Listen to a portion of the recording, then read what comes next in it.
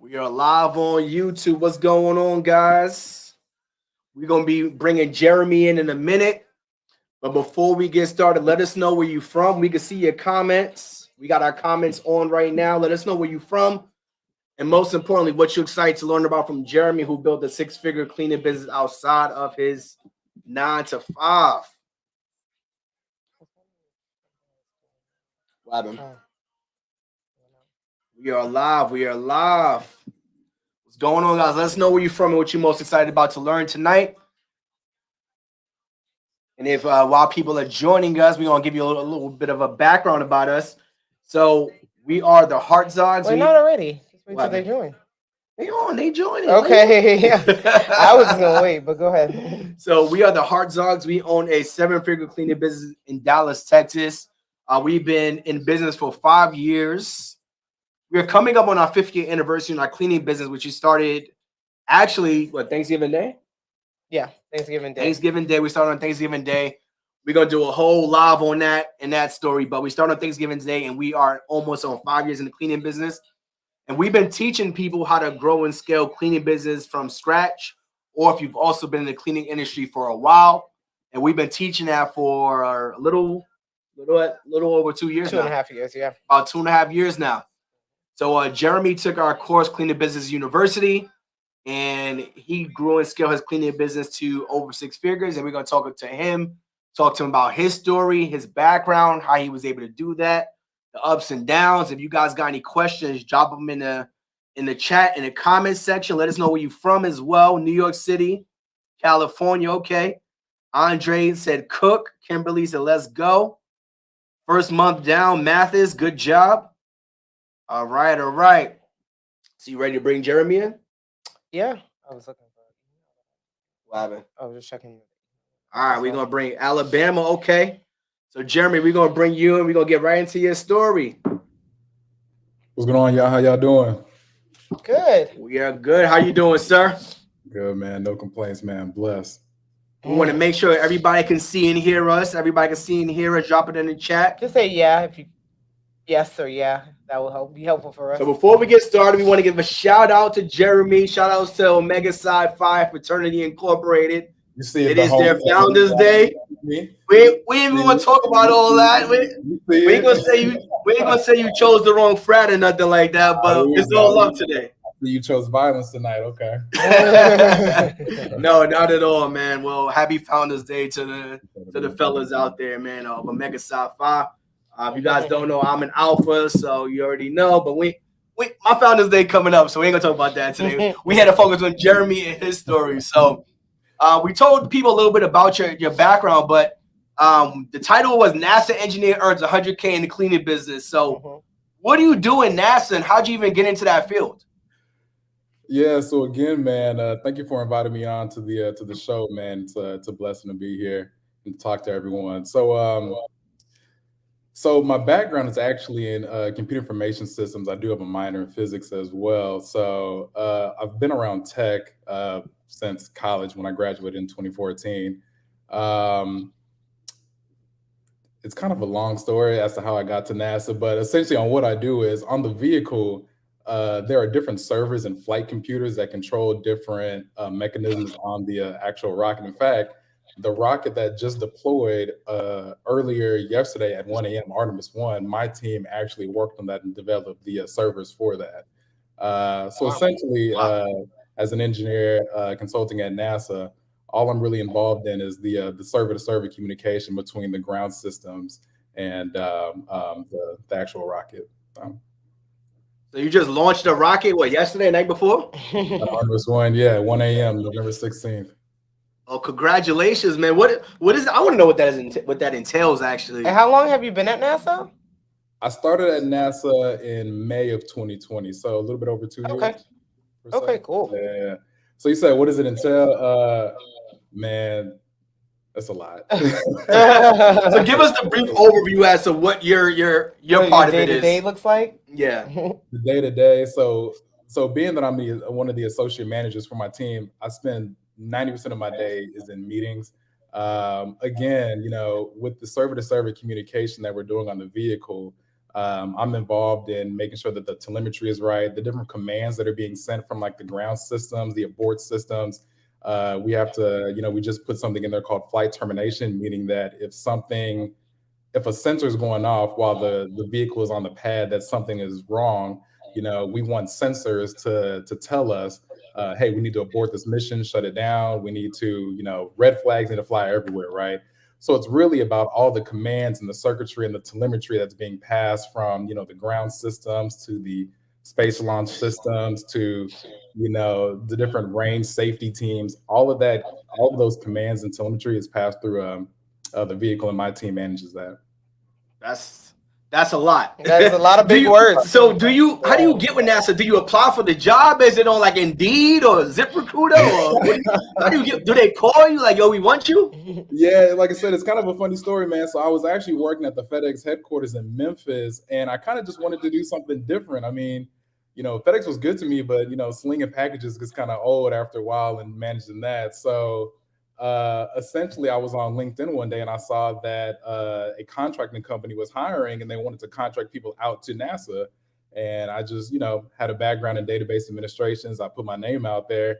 Next thing you know, government's calling me saying like, hey, what's your social security number? I need your mom's social security number. Friends, last 10 years address. I'm like, oh, shoot, like, this is serious, So, and then about 3 months later, after they do all their background checks, which is thorough, they said, hey, how would you like to come work at NASA? And I said, let's do it. Sure. let's do it. So where are you originally from? San Antonio, Texas, originally. My dad is spent almost 30 years in the Air Force. So I was born in San Antonio, but I've lived multiple different places. Especially after college, I went to school at Grambling State University, HBCU, shout out. Then I lived in Portland, Oregon for 3 years, working at Intel. Then I worked at a startup in California. Hated it. That's a long story. Then I'm in Memphis, and now I'm here in Huntsville, Alabama. Oh, I don't think I knew you were in Alabama. I don't know what happens. What is in Alabama in general, but I saw somebody else said they were from Alabama, but somebody in the chat is definitely from Alabama. So I'm like, what even goes on there? Not a lot. Not a lot. So you're in NASA, and how do you even decide? Do you have multiple side hustles? Do you do anything outside of NASA? How do you decide I'm going to start a cleaning business outside of NASA? Man, okay. So let's get into it.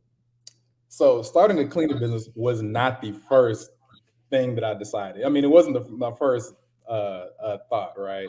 So in 2020, when I first started at NASA, I had a lot of free time because, I was still learning.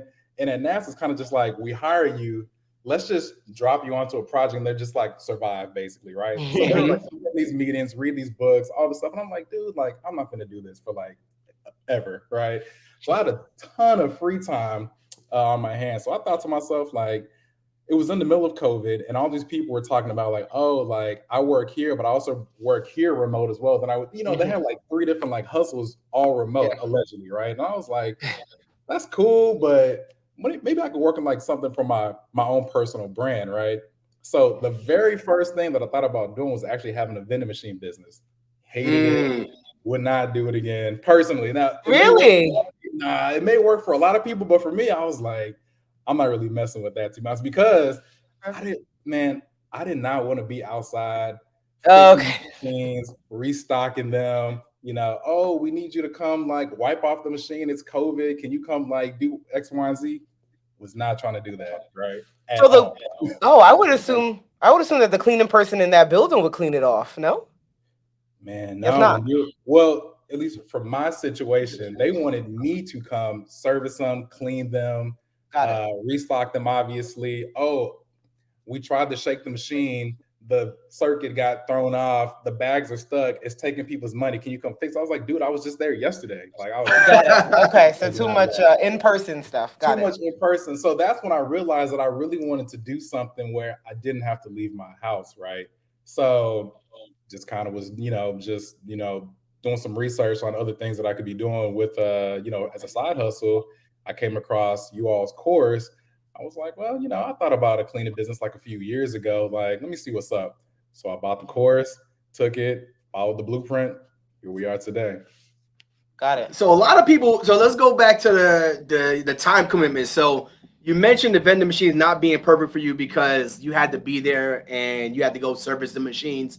Right. Couldn't you just outsource that from the beginning?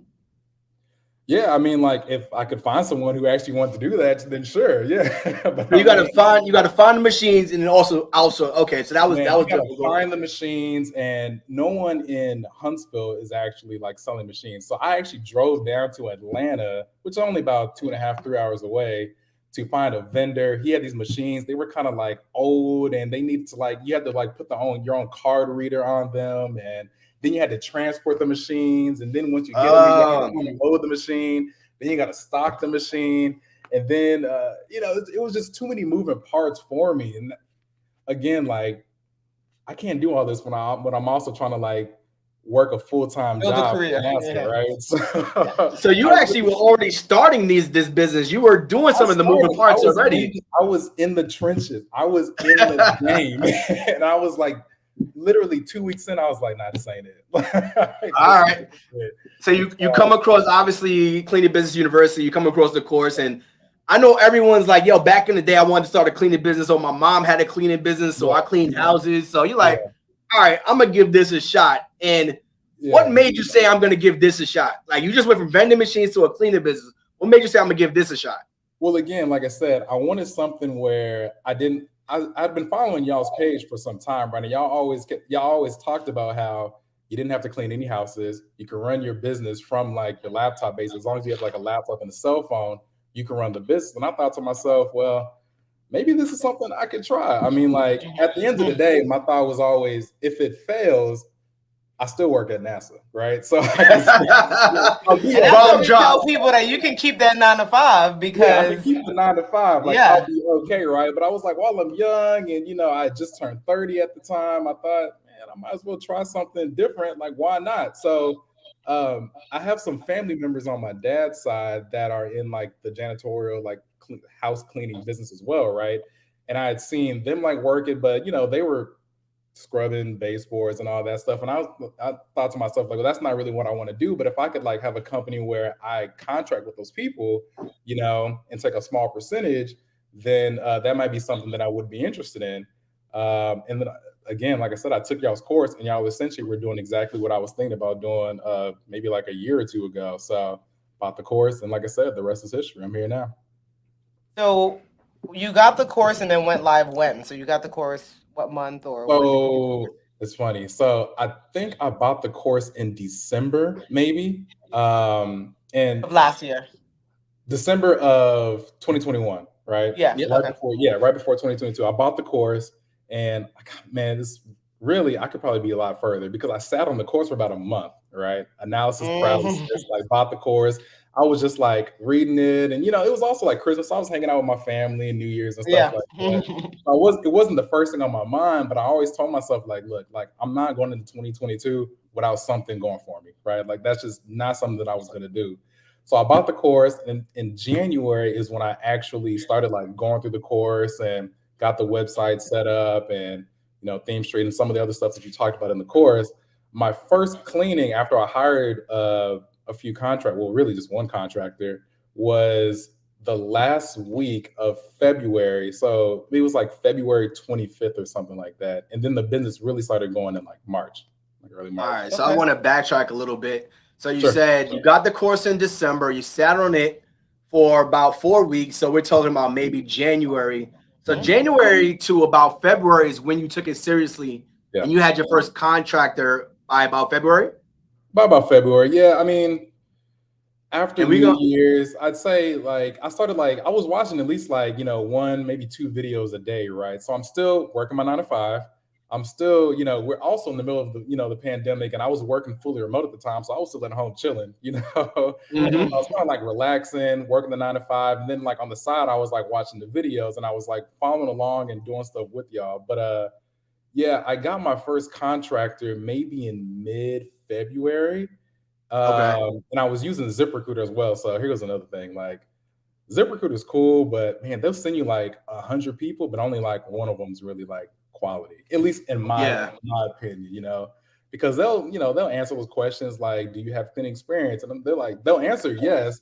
And then when you call them, it's like, yo, like, Mark, tell me about your experience. It's just like, oh yeah, I ain't really gotten that. How much y'all pay though? I'm like, dude, like, I'm like, what you Yo, doing? we know exactly how that feels. That's exactly how it feels. Like, why you so it took me maybe 3 weeks to get one solid person and two like just like a backup, really. So when I started, when I really officially launched, I really only had one contractor. Again, do not, anyone listening, do not follow that. Like, you definitely need like 5, 6, 7, definite people. The biggest headache that I've had with the business so far has really been like hiring good, reliable people. But like I said, like, just to get started, just because I was sick of like, just sitting on like the business, and I had everything set up, like the website was good, the CRM was good. I had everything going. I really just needed a contract. So once I got one, I started the Google ads, and just took off from there. And honestly, 2-3 weeks to find someone is not a long time in this business, to be quite honest. Yeah, you're right. It can take months sometimes. We've been through droughts of hiring people. So listen, like, I'm still hiring today, right? So I'm 8 months in the game, and if I look at, like, how like whenever someone like leads a business, you can archive them in Launch 27. I mean, like, if I look at my list, there's like 40 people in there. So I mean, it's one thing, you always have to be hiring, you always have to be interviewing people. I mean, because cleaners come and go. I mean, that's just the nature of the business, right? And I don't fault them for it. Everyone's situation is a little bit different. But like, it took me about 2 to 3 weeks just to find one good one. And then it was almost like every 2 weeks I was hiring like maybe one other person, then maybe another person after that. And then one person would leave for whatever reason. And then I'd have to hire like 2 more people. So it's a never-ending challenge, but I mean, like, it's worth it though. So when you no, I was gonna say, you said the hardest part has been hiring people, and I was gonna say, what do we say the hardest part is? Hiring people. Like, period. I was gonna make it clear. That's what we preach from the mountaintop. The thing is, like, even with hearing y'all say that, I was like, nah, I'm good. Like, I got one person. She stopped. I was like, you gotta live and learn. She ain't never gonna leave me. No. Yeah. Like, she was gone. She ain't never gonna leave me. She ain't never gonna leave me. I treat her well. Like, nah, she was out of here. So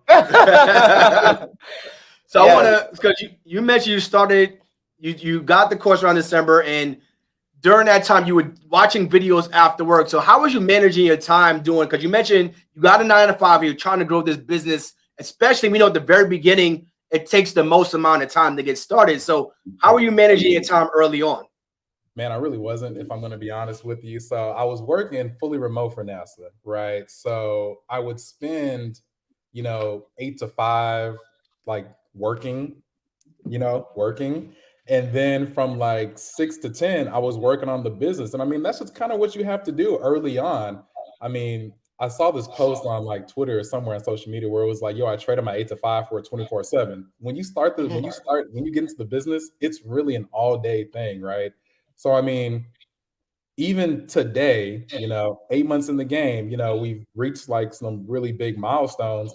I still spend the majority of my day working on the business, interfacing with contractors, interfacing with the cleaners. I have a team of people now that I'm blessed to have, and I still have to work with them, all day just to make sure that they have what they need.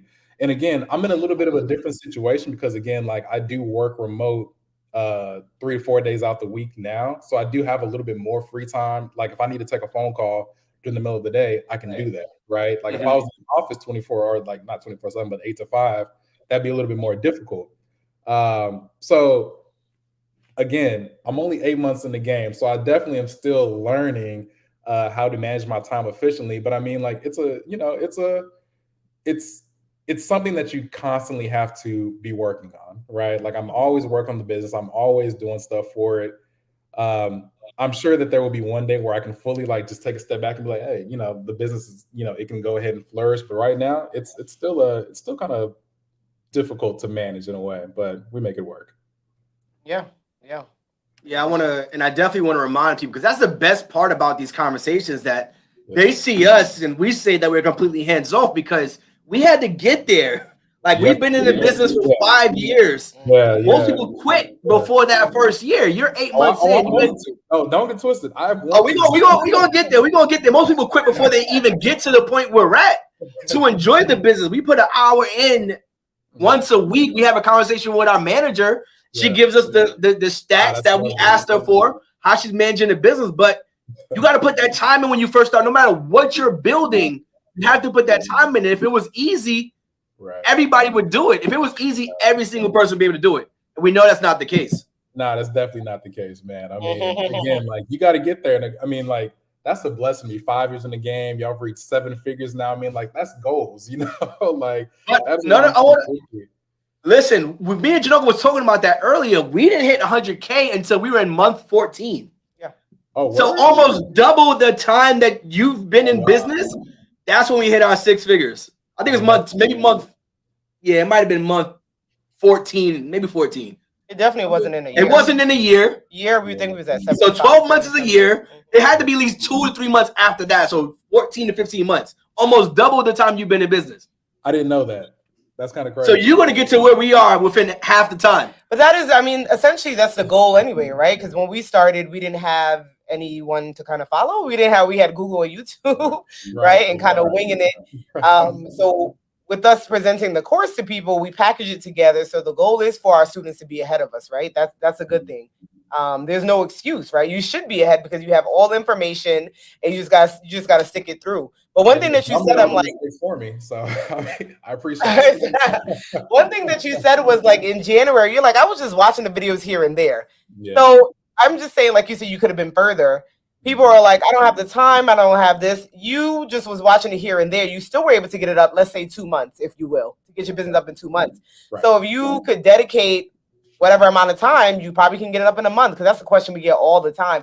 How long does it take to get it up and running? And I'm like, I don't know you. How long you going to take to get it up and running? Like, I mean, like if you really put your mind to it, you could probably get it up and running in like 1 to 2 weeks, to be honest. Like and we've had people say that. The blueprint is right there for you. It was just that I was like focusing on like 9 to 5, and then I wanted to like do other stuff. Just life was happening, you know what I mean? But if I really would have sat there and like watched the videos, I mean, like y'all make the videos entertaining. They're obviously informative. I was taking notes on the side. I mean, I probably could have had everything up and running within like 2 weeks, but I kind of like waited, but I still got it up and running. Maybe like 7 weeks later, I still had it up and running. So, we're still here. So. How'd you find your first contractor? ZipRecruiter? So I was on ZipRecruiter. So so I started the course, I got everything set up. And then when it came to actually hiring a contractor, I was on ZipRecruiter for about a week. But ZipRecruiter, so it's like $30, $40 a day, right? And they'll send you like 20 people a day. But again, like it was the quality of people that I was getting. They would answer all the questions and it all sounded good on paper. But when we actually started talking to them, it's like they ain't got no experience, they ain't got no supplies, they ain't got no phone, no reliable transportation. I was like, dude, like why are we even here, right? So honestly, this is so funny because someone just asked me this, like, how did I find my first contractor? So I actually have been doing really well on Craigslist, right? And I was not trying to use Craigslist because about 10 years ago, I saw a movie called The Craigslist Killer. That was from his school, Albany, New York. Actually, that was from my college. The Craigslist Killer went to my college. Did he really? Yeah. University of Albany. Shout out to the UA. That's one of our claims to fame. And we have the ¡1 party school in the country. So it makes sense to have a killer come from there. Not a killer.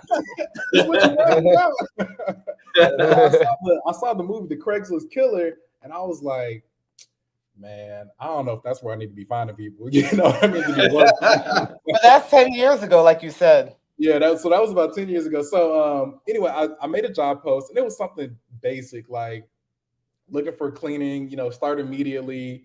This is what you can like potentially make if you like work 5 days a week, blah, blah, whatever. Just some stuff just to like attract attention. And I think if I posted the job post on Friday, I think by Sunday or maybe like Monday, I think I had like 4 or 5 people that had applied, right?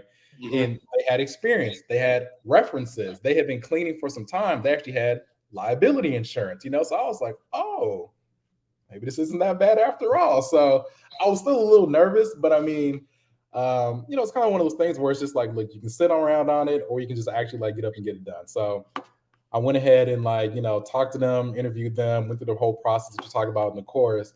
And I, hired these people, and you know, at least I hired one of them, and you know, we went from there. Got it. No, that's dope. That's super dope. And while we're gonna take a quick commercial break, we want to say if you're watching this video on YouTube, please like the video. When you like the video, it helps YouTube kind of push the video out. I should have did this 20 minutes ago, but we got in the conversation. You was rushing getting started. I told you to wait till people came in. So like the video so that YouTube say, okay, this is a dope conversation that people need to hear. So make sure you like the video. And subscribe to us. And subscribe to the YouTube page. And shout out to Melanin Money. They have amazing shirts. Black Brilliant Billionaires in the Making. MelaninMoney.com. They are sponsors of the Hard Rock Hustle podcast. You can use the code HUSTLE for 15% off for your gear. All right, let's get back to it. Yeah. A little commercial. We got to pay the bills sometimes. You got to pay the bills. So you get, all right, we're going to go through this story. So you get your first contractor, and you said that we said always be hiring. So how was your first? No, there's two things that I was going to call him out on. He said that we said always be hiring, but he's like, it can't be that hard. And he said, I'm going to try Craigslist, even though we say don't put all your eggs in one basket and do Craigslist. So y'all just be doing what y'all want. Let's be clear. The information is in there.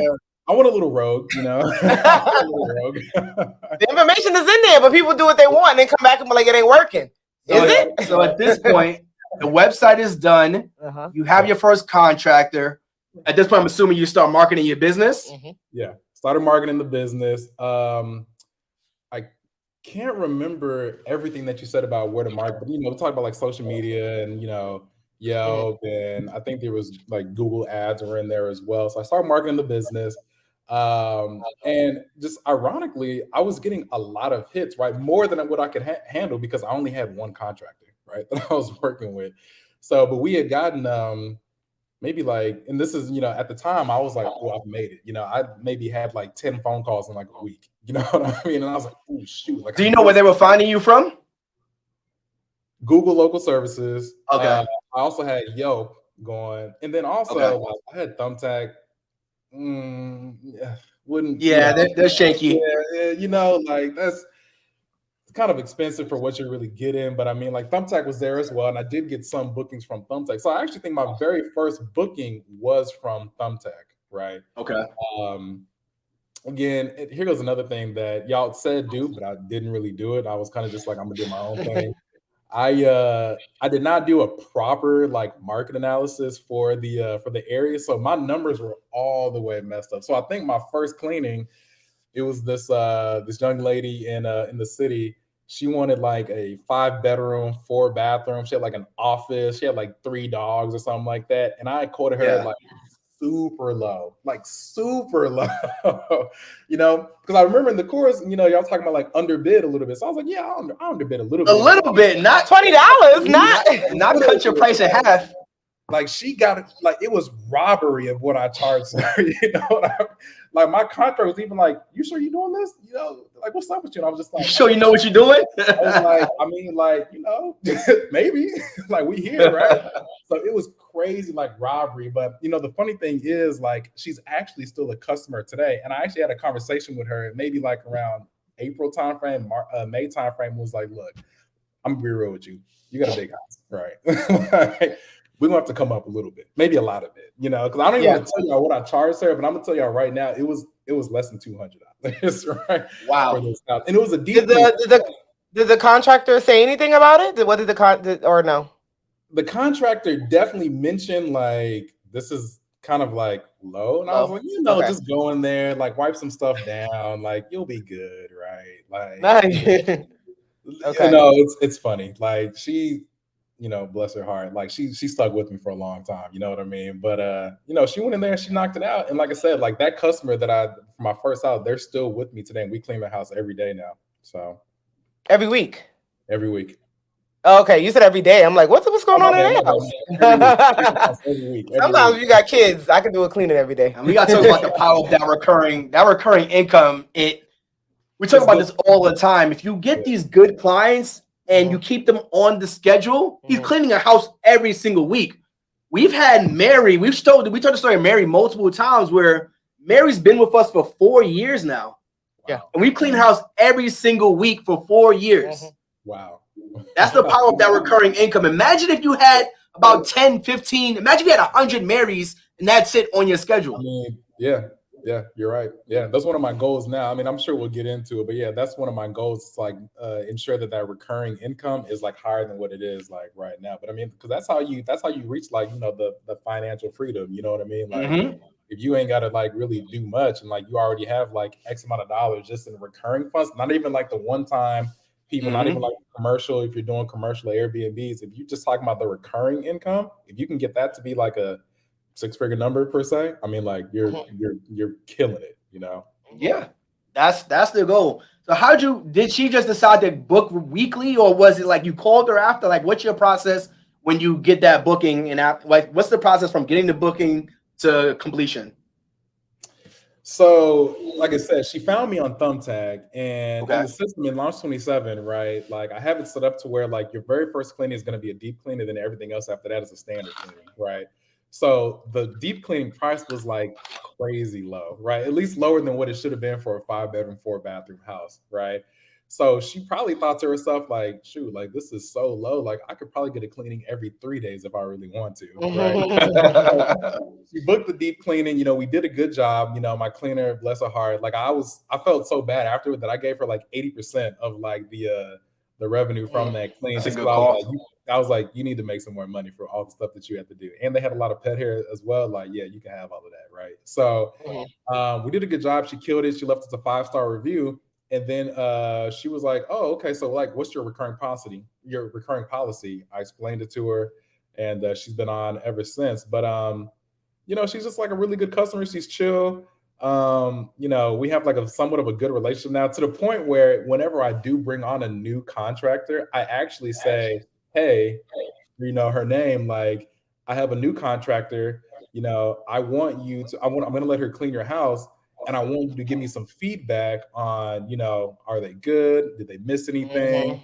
What can they work on? How do your floors look? Check behind, like, this, check your baseboard, stuff like that. So, it's kind of like you said, like when you build good relationships with these people, like they'll take care of you. And she's one of them, she's really taking care of us. So. That's great. No, I want to talk about that for a quick second. So you got a client that you built a relationship with. So that means your customer service is pretty decent. We're doing all right. We're good. So I want to talk about the bad experiences. I want to talk about a customer that you got or you had previously, and you were like, I don't know how to handle this. I don't know what to do. And I know there had to be a time where you either went off, a negative review, or because everything sounds good right now. I want to hear some of the bad a little bit. I got some stories if you really need. Yeah, we all got stories. people are crazy. Yeah, so what was the worst experience you've had so far? Because I feel like that's very important, because when you get that bad experience, you feel like it can't get any worse than this. And if I've gone through this, then everything else should be easy. Yeah, I mean, man, I can think of like at least 3 or 4 of them off the top of my head where it's just like, no matter what I could have done, it would not have pleased this person. Like it was just no coming back from it, right? So there was this one time, this happened like maybe 2 or 3 months ago. We had like this young lady, she wanted a deep clean. And really, it was our fault because, I'd warned or told my contractor maybe like three days in advance of like the impending clean they had coming up, right? They were still late, right? I think the clean was supposed to be scheduled at like, the arrival window was between 8 and 10, right? They, for whatever reason, and this is, just another issue that we have with contractors every now and then, is they didn't get to that job till like maybe 10:30 or something like that. So when they arrive, the customer's already a little hostile, right? They're like, yo, I've been waiting since 8 o'clock. Right, number one. Yeah, they're already a little hostile. They've been waiting since 8 o'clock, even though like in the booking, it says like, look, like this time is just an arrival window. We all know that a lot of customers aren't really reading these quotes thoroughly, right? I can explain everything, services, cancellation policy, whatever the case may be, they are not reading it. So we had this window. They were like 30 minutes late from that window. And then we get there, the house is like way dirtier than like we had expected. Always. Like, it's always, because I'm not going to tell you that I just got like crazy stuff happening in the background in my house, right? But like, oh no, my house isn't even that bad. You know what I mean? Like, no, you shouldn't charge me that much, right?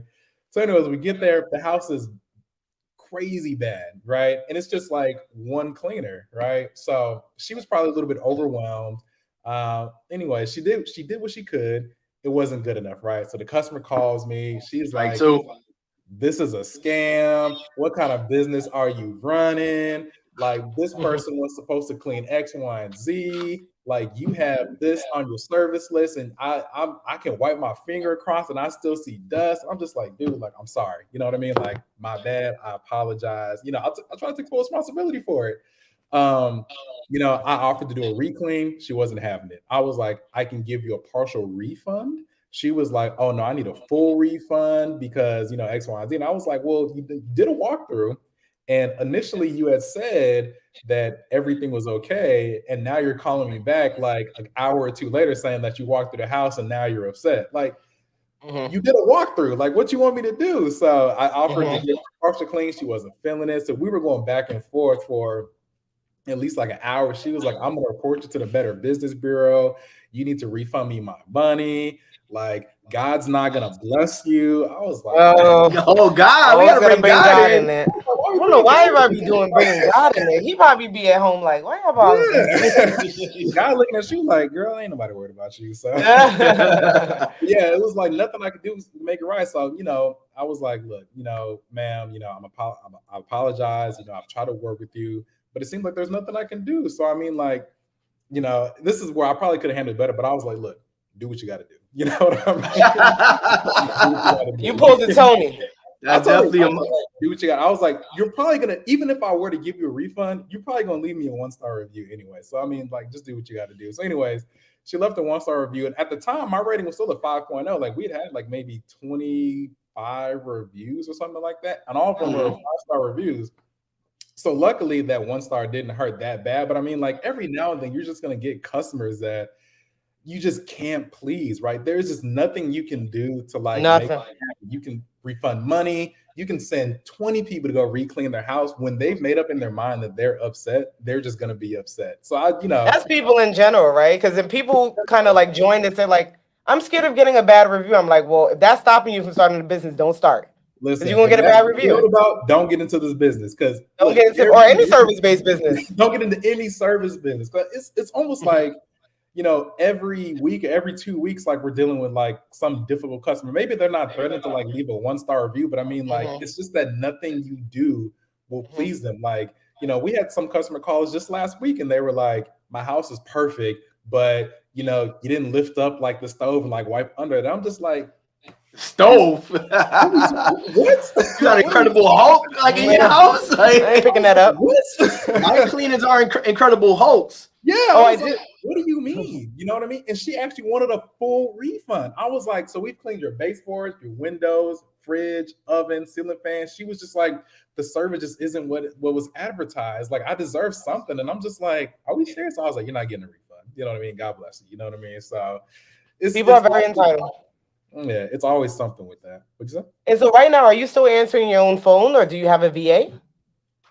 I got 2 people actually. So I tried out a virtual assistant in about May. So also, okay, so fast forward. So started the business in March. And then in May, NASA was essentially like, hey, I got to come back. You know what I mean? At least like 2 days a week. So I couldn't, you know, answer phone calls while I'm in the office. So I thought to myself, well, I probably need to get a virtual assistant, right? So I hired on someone. It didn't work out. And the story behind that was just that, you know, I didn't really know what I needed or wanted in a virtual assistant. For some reason, I just assumed that they're going to come on to the business and they're just going to know what to do, right? This person had been like a property manager before. So I just assumed like, oh, you got a property manager. You know how it is to like handle business and cleans and stuff like that. They didn't really have the experience for this, so it didn't really work out. But now I have 2 receptionists that answer phone calls for me. They're amazing, right? Not only do they answer phone calls, they interface with the customer. Whenever there are issues, they talk to the customers for me on my behalf. They're booking people. They're setting everybody up in the system. They're actually calling people after the cleaning just to follow up, just to make sure that we've done what we needed to do. They're ensuring that there are no issues, right? And if there are, they let me know immediately so that we can try to remedy the situation. So yeah, now I have 2 people. Okay. So you're starting to outsource yourself out the business at month 8, which is where we want you to get. so that you could go back and focus on your 9 to 5, like because the 9 to 5 funds your business funds your lifestyle, and the rest of the funds. So, and have you ever had to clean a home yourself? Have you ever done any face-to-face stuff? Never had to clean a home for myself. Not that I'm above cleaning a house. I mean, that's, just haven't had to do that. Again, like I hired contractors to do that for me. So, and I'm blessed right now to where we have 7 or 8 contractors on the team. So we have more than enough people. And no, I've never had to actually go out there and clean a house. It's all, I run everything from my laptop. With 7 to 8 contractors, how many cleanings a week you would say? The best week that we've had, and again, I just got 7 8 contract. We had about 5 for maybe like 2 or 3 months, and then recently we kind of got busy, so we hired on some more people. I think the most we've ever had in a week was 19. Oh wow, which is that's decent for us. That's almost like 4 a day ish. So even this week, as of today, we're at 11 bookings, and we still have congratulations 4 tomorrow, and then we have 3 on Saturday as well. So it's slowly, we're slowly, getting to those numbers. I mean, I ain't like y'all yet, but like Listen. Don't compare your chapter 1 to my chapter 20. Yeah, we are definitely. That's another thing. That's another thing that I want to talk about is like, when I first started on, like I did find myself, not just to y'all, but just like other people that were in the course that were like, 2 years in, a year in, that were like doing crazy numbers. And I was like, man, like I'm just getting like 3 cleanings a week. You know what I mean? So I mean, gotta start somewhere. You got to start somewhere. But there's one thing that I learned. I saw this on another podcast. This one guy, they were asking him like, how was he able to be like so successful? And he said his motto was stay low and keep firing. Right? Like, so it's like keep your head down. Keep doing what you got to do. Poke your head up every now and then just to like check the temperature. But it's essentially like stay low, keep doing what you got to be. What you got to do. So that's been my motto ever since. Stay low and keep firing. And that's the thing. I say you can't fail in this business if you don't quit. I don't feel like you can fail at anything if you don't quit. But this business is so streamlined. If you just keep going, yeah, you're gonna have those hard clients. Yes, you're gonna have those hard days. Yes, you may have a hard month. We say all the time we want to quit in right where you are. We were like we're gonna quit. But if you keep going, there's no way that you could fail. But that's kind of what entrepreneurship is, right? You know what I mean? That is and having a business. Things go up and down. It is not consistent the way you would say your 9 to 5 is. I'm constantly getting paid $5,000 a month. That ain't what entrepreneurship or businesses are. There's times you're going to get paid $30,000, and there's times you may get paid $2 million.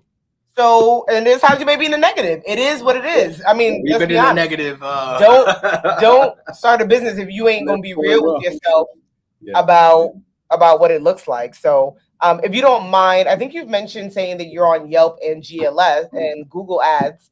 How much marketing dollars are you putting in?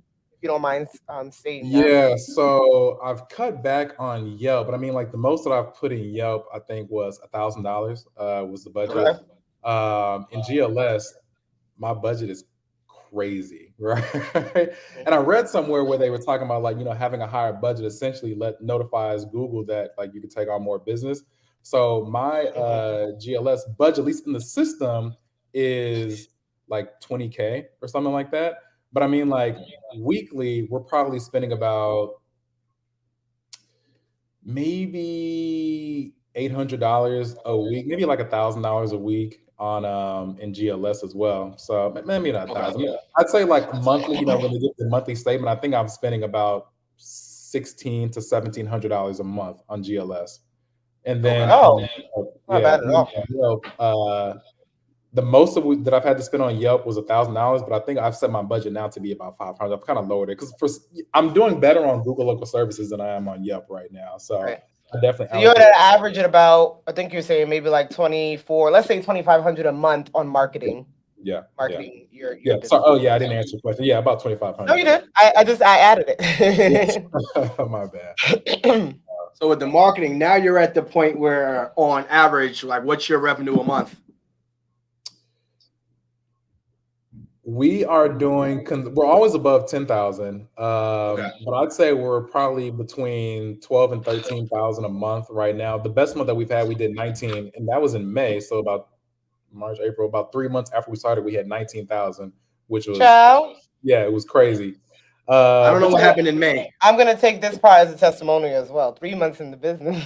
3 months in the business, yeah, we did. Yeah, 3 months in, we did 19. So it was 4 months in, I was at 50K, and that's when I started thinking like, maybe financial independence is a real thing. You know what I mean? Like maybe I can get there. So So That's great. so yeah, I'd say between like 12 and like 13,000 a month right now. Obviously we're trying to like, grow that number to be closer to like 20,000, but right now I'd You say get there. about 13,000. Sorry, you keep saying we. Who else do you run the business with? I don't know why I keep saying it's really just me. So well, he has You mean like when you're speaking to clients, you always say we, and I'll let the manager know and things like that. Because I include my staff in there because it definitely takes a village. So it's Okay. I have 2 receptionists. I have an assistant that handles like social media and stuff like that. So it's really 4 of us that are working, but I'm the owner. So when it comes to like I'm just the owner. You know what I mean? I have people that will do other stuff like run the operation of the business like the day to day when I'm unable to do that, but it's just me. Okay. Can you talk about how'd you find your help? Because I know finding good help is hard for everyone. So how'd you find the help to help you run a business? It's funny. Actually, my mom actually put me on with somebody. Oh wow. How do I say this? So again, like I had a VA, and it didn't really work out that well. And I don't really feel like she knew exactly what I was like needing to run the business. So I was actually thinking about like hiring another like virtual assistant agency, but I ended up not doing that and just ended up going with someone that I personally knew. Well, 2 people that I personally knew, like family friends, essentially. Oh, okay. So they're stateside? Are they're in the United States? yeah, they're here. Yeah, they're Okay. here. Yeah, they're here. They They're said here. he went with 2 people that he knew. Oh, that's dope. Yeah. Are they friends or family? Yeah. I know we hit a stigma about we don't like working with each other. So how'd you get past that? Listen, Because I would love to bring friends and family into the business, but because like I don't want to mix the two. So how are you managing that? I'll be honest, like they got to see your numbers. They know what you're doing. They know what you're making. So how do you? It's different. I'm just gonna put it out there because we're talking about it now. So like, I've let my mom be a part of like the business now because she's seen like how, I guess, resilient, maybe good we are doing or whatever. So I've kind of like let her in and like I love my mom to death. She's probably watching this right now because I definitely sent her the link. So, Mom, I love you. So is my mom. Shout out to the moms, man. They're the backbones of everything we do. I love my mom to death, but she's very opinionated, and she definitely thinks that she runs the business as well. So she tries to like give me points and tell me exactly what I need to be doing, and she'll whenever there are issues, she'll type up a whole message, be like, you should send this out right now. And it's like, Mom, like, this is not your business. Like, relax. She's excited about it. She's excited about it, right? So, but she's a confidant. She's my mother. I know she has my best interest in mind. But you're right. Like, it's been tough. And I will say this, just going back to when I wanted to hire people. So even though I live in Alabama, I actually run my business out of Memphis, Tennessee, right? We are just starting to expand into Huntsville, Alabama. Let's go. So you're opening your second location, yeah. Second location. There we go. Our students are killing it with this. We still in one location. But y'all killing it in Dallas though, but still. But so the reason why I started off in Memphis was because I wanted originally, like I said, I have family members that are already in the janitorial / like home cleaning business, right? So my first thought was I want to hire people or hire like family members. I was like, they could probably use some more work. And, I don't have to like go through the struggles of finding like contractors, getting on ZipRecruiter, meeting like, a murderer like on the Craigslist or something like that. So you and this Craigslist. So the original thought was open up in Memphis, which is only about 2.5 hours away from Huntsville. So if I ever really need to do something, like if I ever really need to get to Memphis, I can do that. It's really like down the street, right? But again, it didn't work out for various reasons. And I found out quickly that, even though they're family, they may not always be the most reliable people. There's no shade to them. They got other stuff going on. They got families. They got their own businesses that they're trying to run as well. and it just didn't work out. So that kind of like didn't leave, it wasn't like a sore spot, but I definitely thought to myself, like, you know what, maybe hiring family isn't like the best thing. But again, like recently, I just kind of like brought, you know, my mom on the team, and, you know, two other people that are like really close to me. And you know, it's been a really good experience. But I mean, like, you know, every now and then, I'm pretty sure my mom's gonna call me. I'm just gonna be like, "Oh, so you talking about me now?" Like, We don't know her personally, so it's okay. Moms is always listening. always listening. But you know, it's been a good experience. But again, like, I'm not sure if I would recommend it for everyone. It really just depends on your circumstance. So for me, it's worked out. But I mean, for, you know, at the beginning of this journey, it didn't work out for me when it came to family. I didn't really want to hire people, but you know, it's been a good experience thus far. And you had mentioned that at the beginning you didn't follow like the competitors' research, so your pricing was lower. So now is your pricing higher or average for your area, or is it? Oh no, we're above everyone else. I'll put it that way. You know, You're above everyone else. yeah, I'd say like we started off extremely low, and then I kind of got in this pattern where I was like changing the price like every other week, which I didn't really So want I was gonna say speak on that because I see students in the community kind of like, oh, I have this price. I'm gonna change it again because I'm not getting anyone. And in my head, I'm like, no, wait a second, give it a week, give it a month. give it some time, because you know you never really know. Like you have to give it some time. So again, That's like my prices were extremely low, right? So I did have to move them up a little bit just so that we could be somewhat profitable, because I'm paying for ads, you know, the website, the CRM, all this stuff. You have to at least make something, right? You got to pay people, so you have to do something. But I mean, like the whole changing your prices every other week, every 2 weeks, like that's just not going to get you anywhere fast. It's going to confuse the customer. You're going to get confused. You know, it's just not a good situation. So I had to really go back and do like my market analysis and see like what everyone else was doing. And I kind of maybe dropped my price maybe within like $5 of them. So even if like I wasn't the first place they clicked on, if they just happened to be just shopping around, I always had confidence in my customer service skills that even if like I may, you know, even if your website looks better than mine, I don't really care about that. Like if I can get you on the phone and we can have a conversation, I know for a fact I can get that sell. That's not really a problem. So 8 months in, now we're probably about, you know, $40, $50 a little bit higher than the competition. And that's okay because we guarantee our service, right? Like the people that were answering the phones, the contracts that I have, I'm fully confident in what we're able to do in our business. So I mean, like, sure, we're not the cheapest. We don't want your business then. You know what I mean? If you're only worried about price, then that's really not something that we're concerned about. I mean, like, look, you don't walk into the Gucci store and say that bag is a little bit too high. Like, you should bring that down a little bit. Like, no, like you pay the price or you keep it moving, right? Treat me like Gucci and Louis. I'm not Walmart. Treat me like Gucci and Louis. Exactly. You know I mean? Yeah, like, go where you know your target audience. Yeah. So again, like that's the perfect thing. Like if you're, you know, if we're charging like $150 for a one bed, one bath, and you said that that's too high, I'm sorry. You're not our, you know, that's not the type of customer that we're really shooting for. We don't want someone who's just going to be like, you know, nagging about price, because those are the type of customers that are going to be calling saying like, you forgot to like wipe the underside of my fridge. You know what I mean? Like, what are you talking about? You know what I mean? So once I did the market analysis, I brought my prices up a little bit. And then now I've only changed my price maybe like 3 times since I started the business, right? Even though I'm always looking to see what other people are charging, I've only modified mine maybe like 3 or 4 times. But now we're definitely above like the competition per se. And again, if you don't choose us because our prices are too high, you're not the customer that we're really looking for. Nah, that's it. That's super dope. So we got you. We're almost an hour in. I want to kind of. I had one more question. Oh, go ahead. I have one more question before we even open it to questions.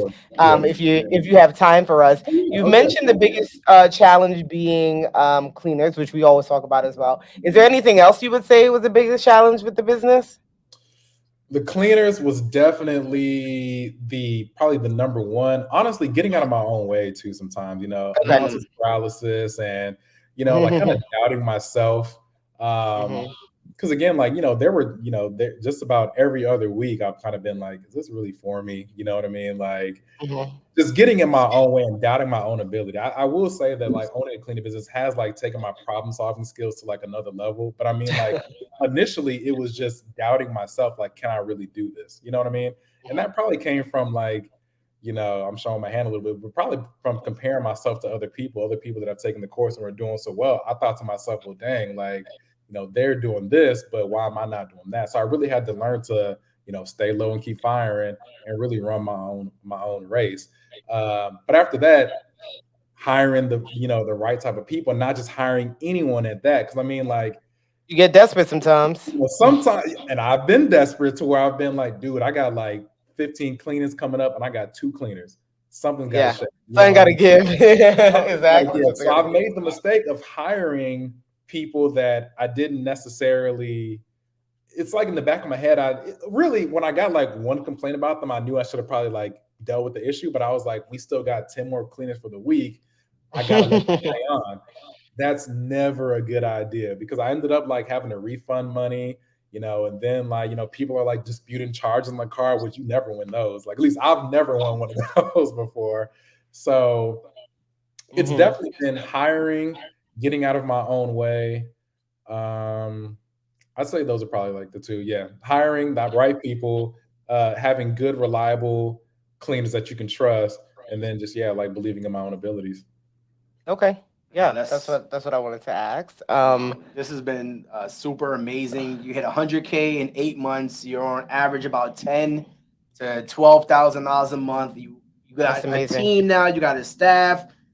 What is next for your cleaning business? What is next for your NASA career? Like, are you gonna leave NASA Not and yet. go Not to with cleaning just business full time? Or you keep 100K. saying, 'cause I want to know like where you at. Like, what's the next goal for you Yeah, with the in your Yeah, business. so like business? I said, so we hit 100K. A lot of good things have been happening this week. So we hit 100K. We launched our rocket yesterday. It's the Bros Founders Day.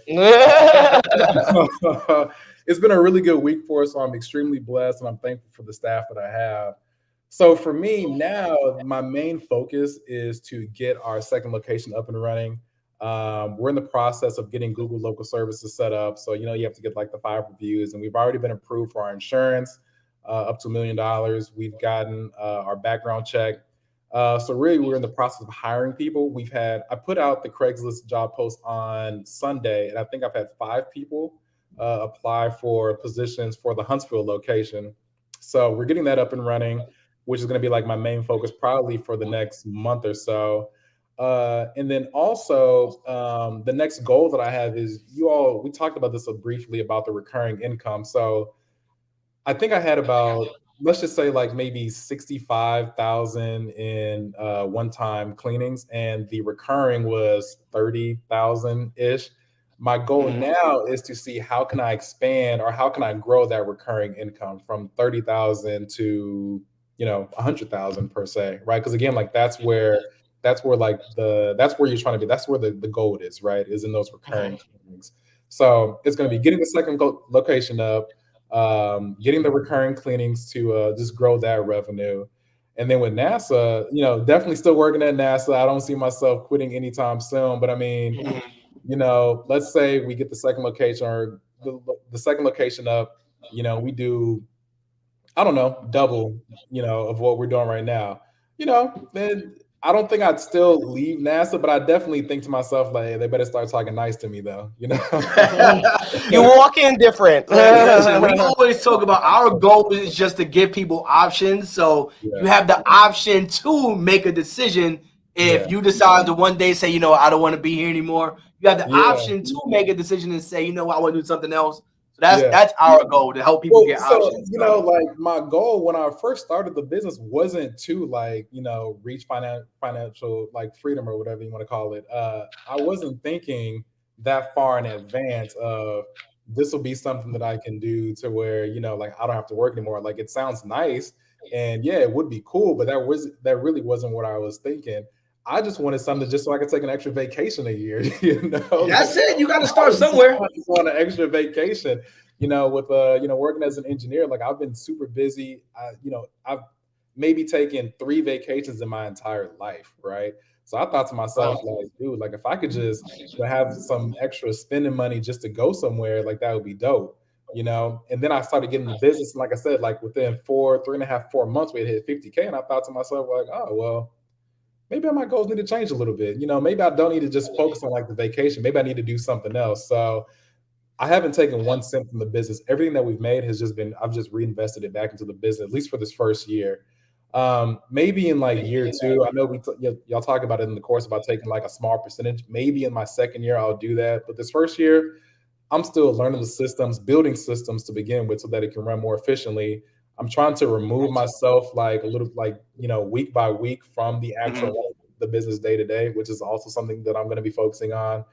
And then, like I said, if we can get the second location up and running and, we do 150 next year in the second location and we still do like 100 plus in the Memphis location, like I said, I probably wouldn't quit NASA that year, but like, talk nice to me though, We're building. No, man, this has been super inspirational, man. So we're going to take a few questions if you got a couple moments.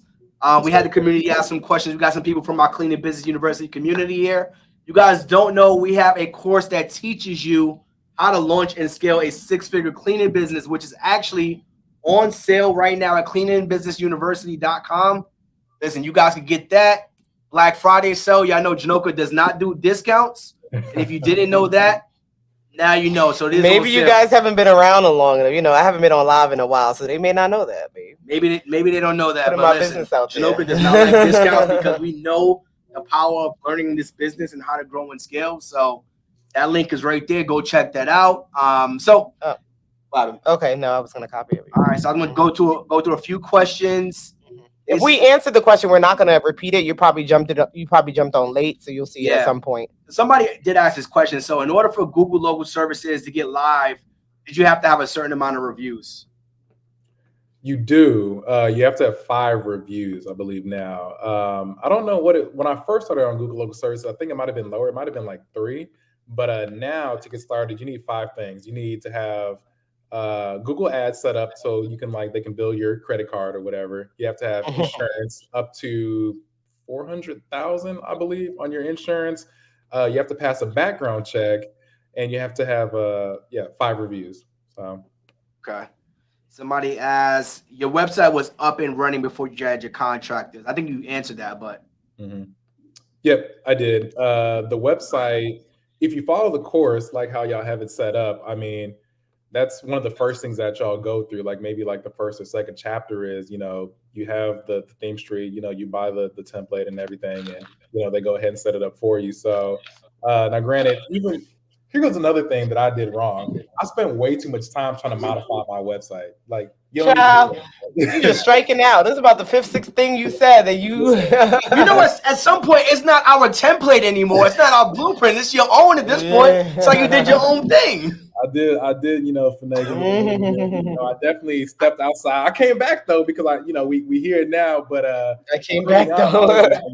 I was like, no, I could skip some stuff. I think one of the challenges is that people think it's too good to be true. It's too simple. It's too easy to be true. So we kind of say, you know what? I'm gonna skip this step. Or you know what? I don't need that.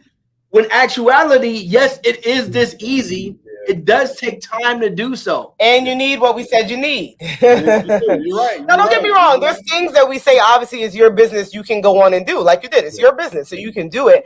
But we giving information for a reason, No, absolutely. All the information is vital. It wasn't until after I messed up when I had to go back and be like, what did they say about this? What they say about that? My bad. That's funny. But yeah, no, I had the website up and running. It didn't take long, maybe within a week, and but then my problem was I spent time modifying and putting certain things, and I was looking at other people's websites to see what they had, and I was kind of stealing stuff from that. I mean, at the end of the day, dude, you need an online presence, obviously, so you need a website. But I probably spent 3 weeks just getting the color schemes right and proofreading it dozens of times. You just don't need to do all of that. You just need to get the website up there and go from there. So If speaking you about ever that, think that websites matter, go to BerkshireHathaway.com and look at their website, and then tell them this is Websites matter. a Fortune like 5 company.